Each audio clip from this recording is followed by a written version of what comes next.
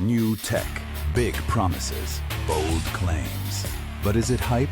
Two retail and commerce veterans cut through the noise and tell you what matters. Manny and Joe, check out.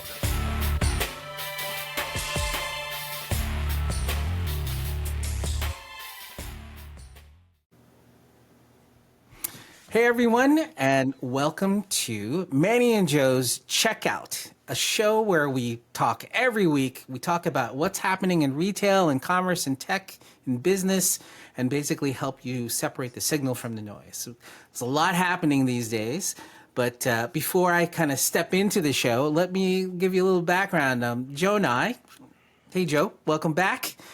We used to have a show. We ran, 2017 to 2020? No, 2022, I think. Yeah, late 22. Yep. Yep. We had a show called Mo and Joe's Epic Tech Talks. So this is kind of our 2.0 version. We basically learned a lot. A lot of things have changed, like AI, right? We are in different roles now. I think we've matured a little bit. So I'll let you guys know. From my perspective, I've done a lot of work in AI recently.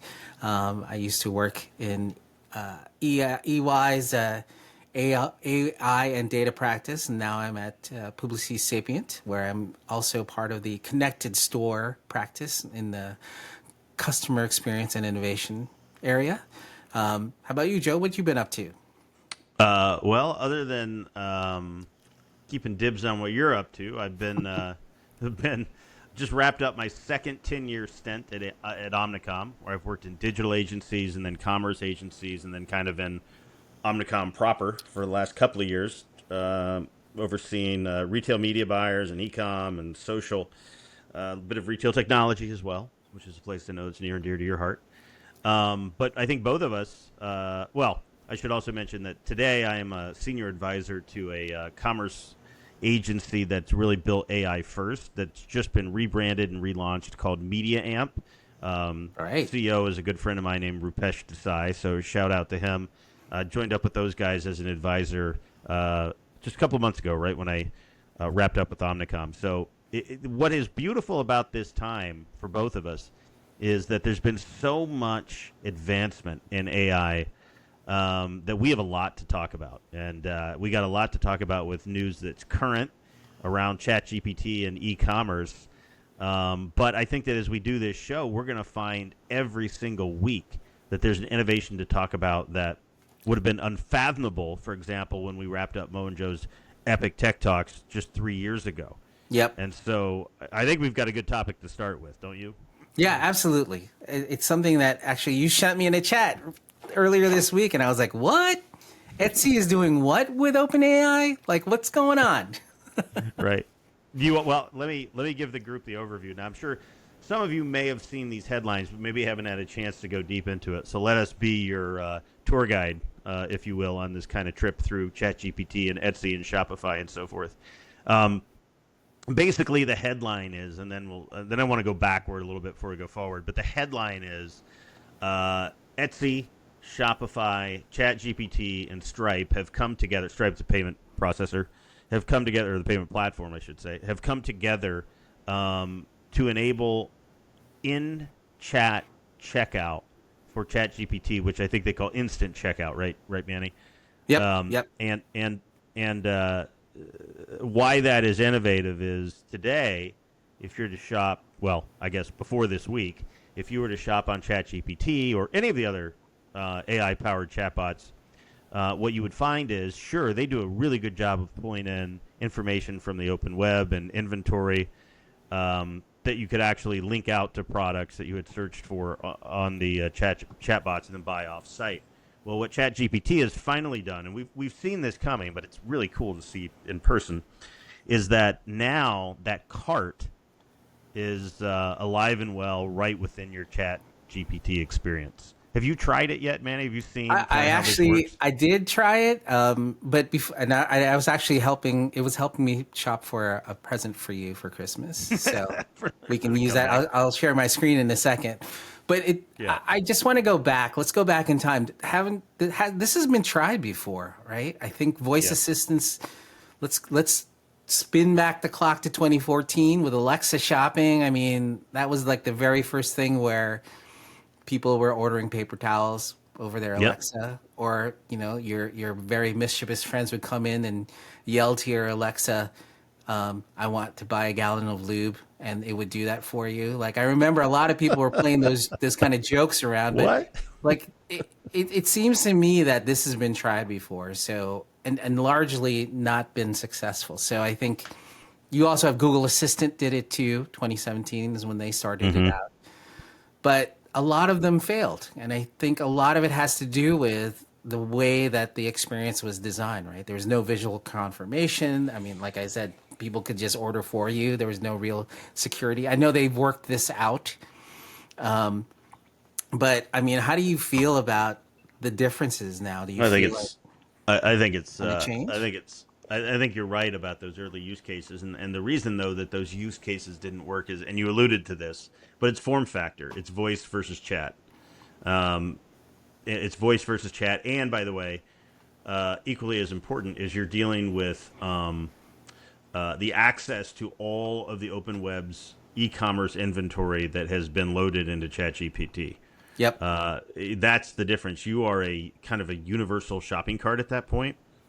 And while right now it's only Etsy and Shopify where you can do this, even the search experience, though, if you go look at for blue Nikes, for example, you're going to find the link, and it's going to take you through a selection tree through conversational commerce. But it very quickly is going to get you to links out to the site. So as soon as ChatGPT opens this up with the willing participation of the retailers or the brands that serve as retailers, like a Nike, for example, you're going to have a lot more integrations. And then the question is going to be, where is that first point of browsing behavior? You know, it used to be Google, Right. and then it kind of became Amazon. Will it become ChatGPT? I'm not ready to say that. If I've learned anything, and I think this happens, just maybe you should get a few years under your belt. Yep. Is it's that classic sort of adoption curve for technology. There's a pit of despair, and you've got to figure out which technology is going to get out of that pit of despair. Now, I don't think ChatGPT and AI is in that chat of despair, but certain behaviors associated with the chatbots in particular may or may not work. And I Right. don't know yet if this is going to be something that people default to or not. But I think if we take people kind of through the example, maybe we can start to have a better Let me share my conversation about it. screen real quick. So I started this earlier today, where actually right before the show, I was going to basically try to find a present for Joe because I know how much he likes receiving presents. So you can see really do. here, it was a very simple prompt, helped me find a present for my friend Joe Scarts. Now, I didn't tell it much about it. I should have done a little bit more on your personality, but it pegged you pretty easily. I know how much you like your corporate gifts, and so it basically gave me executive-friendly Etsy picks, right? So if we look here, a personalized pen or a nameplate for your desk, which I think you have quite a few last time I was at your house. So Right, I do. Yes. but let's look at I clicked on the personalized pen because I think every person needs that pen with their name on it. Now you can see here it gives you the options. You can pick an engraving option, font options on it. But if I go in here, it also gives kind of an example of why you might like it. And then you can kind of go in and say, okay, let's just go in and let's just pick this one specifically.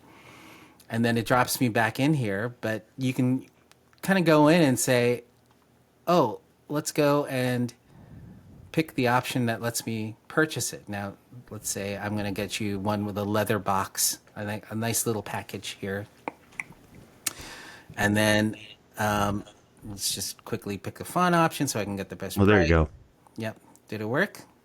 Well, it switched it from a $22 pen to a $40 pen, so I feel like that's more acceptable to me. Yeah. That's a little nicer. For your thing. But you can see here it dropped me right back into the cart, right? So I Right, should have been yeah. signed in, but I think what we're looking at here is just how easy it makes the search happen. You can go in and pick another one, but again, you can start seeing how in the pane it's giving me the options for design, and then I can pick the options here, giving me the rationale why he might like it, and then I can basically go in and if I was signed in, it would basically drop me into the cart. and let me purchase it for you. So it's not terrible. I mean, I think it allows me to reference it. I could go back in the chat if I went really deep and started to saying, oh, let me tell you more about it. And I can put your little LinkedIn thing in here. It'll give me some backlinks here. Well, that's a really great point. I just want to pause on that for a minute. Yeah. There's a because we haven't hit on this maybe as much as should have when I was bringing this up to begin with, but it's also what I think is really important. It's that art of personalization and recommendations based on what ChatGPT knows about you or has been fed about you within the prompt itself. And to put my LinkedIn profile in there is, I suppose, I suppose that's a good place to give ChatGPT some information on me, which might be helpful. And that is also very different, right? I mean, yes, Amazon's got your buying behavior, and in some ways that might be more relevant. But what if I've never bought stationery or pens before? I mean, how much does Amazon really know about perhaps, or know my job or whatever? Anyways, it's another layer that makes ChatGPT commerce so I think potentially interesting. So I'm glad you put that in there. Yep. Don't worry. I make sure you get the leather one as well. So, That's good. But I mean, I think see you get near the $99 mark. Do you want leather or do you want pleather? That's the question. I'll take pleather. That's Yep. about. So if we look at here's a reality check. Who actually wins here, right? Is it the merchants? Is it the Etsy sellers? Like, are we looking at a new distribution channel that just turns on? I mean, it's too early to tell.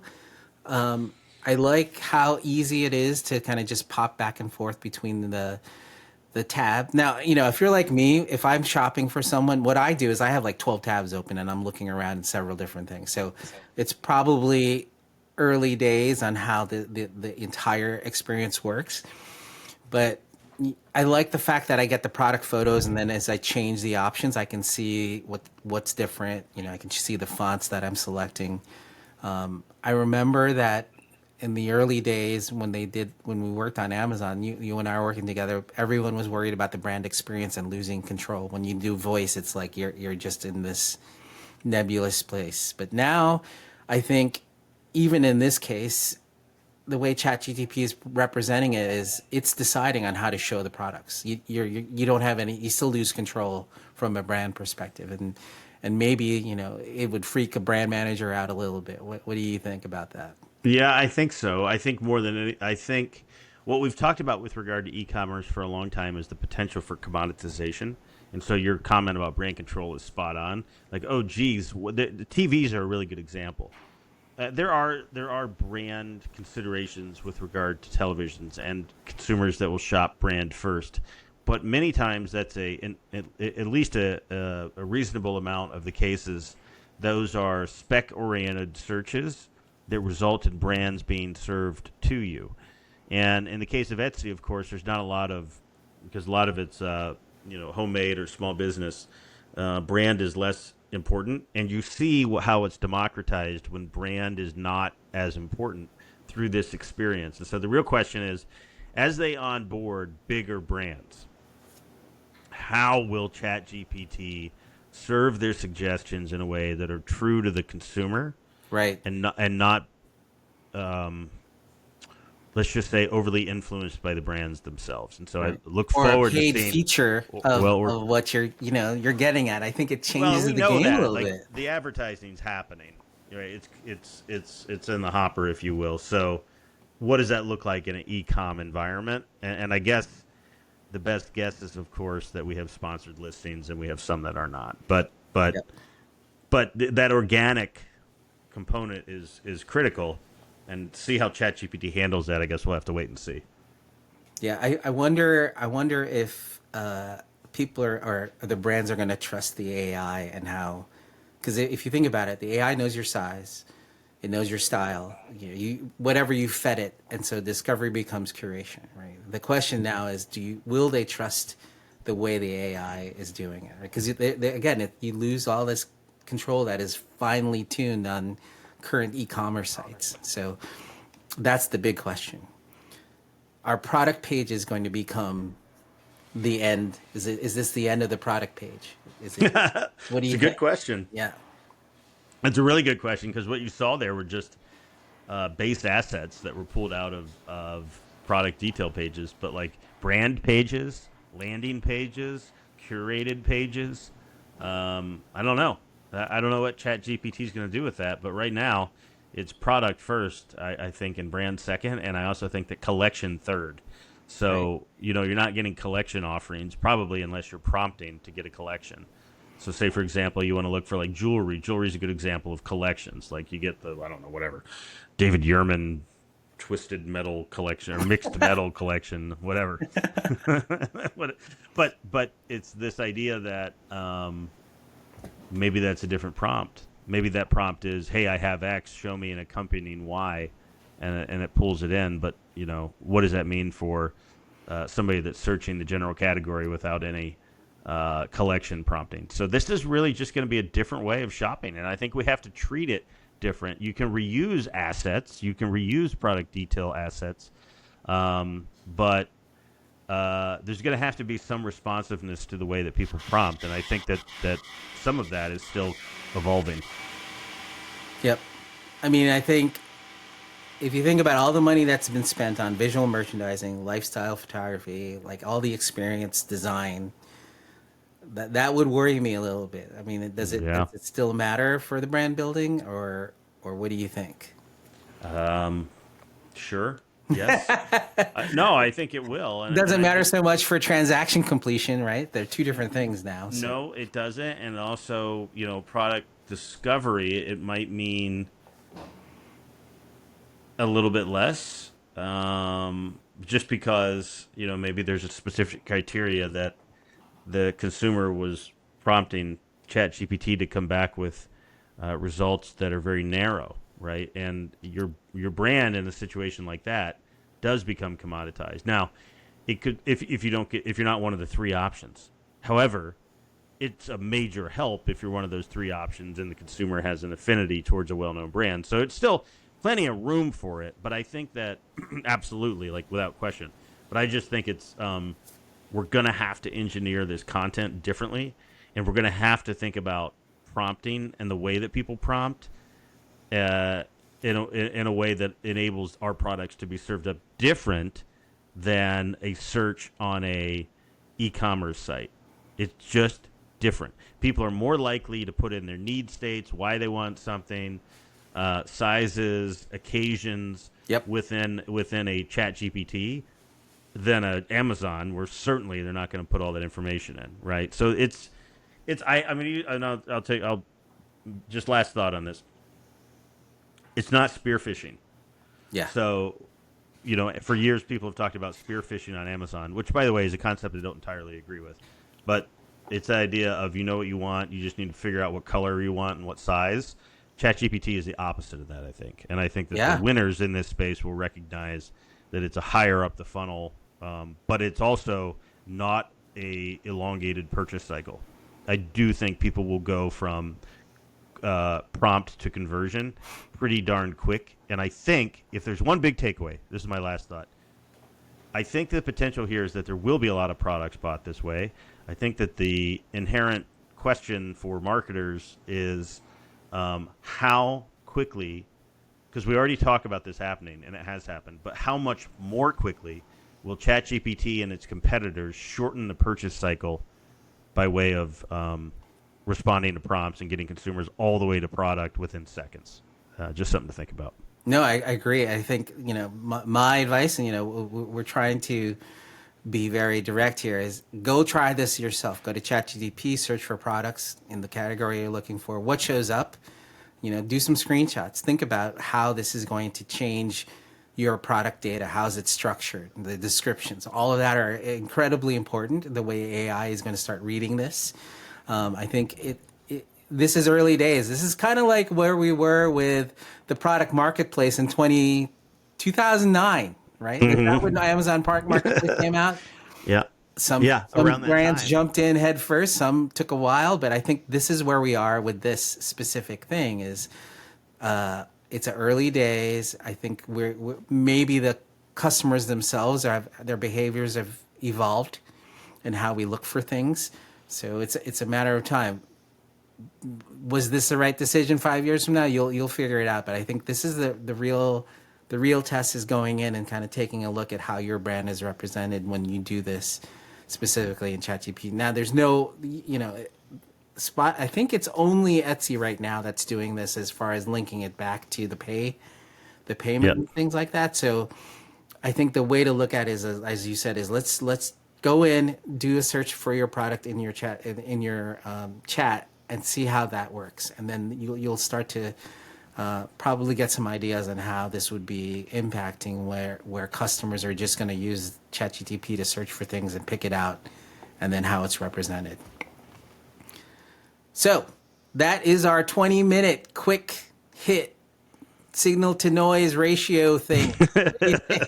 There was a lot of signal in there, not a lot of noise. That was exactly. But I mean, I think the big question is, I asked it straight up: are product pages dying? Probably not yet. I think it's early days. But we are at the beginning of, remember what Amazon Marketplace used to be like 2009. Yeah. So I think that's the way to look at it. Yes, and then retail media came very soon after that. That's right. Stay tuned. Stay tuned. Thanks everyone for listening to our first ever episode of Manny and Joe's Checkout. Thanks everybody.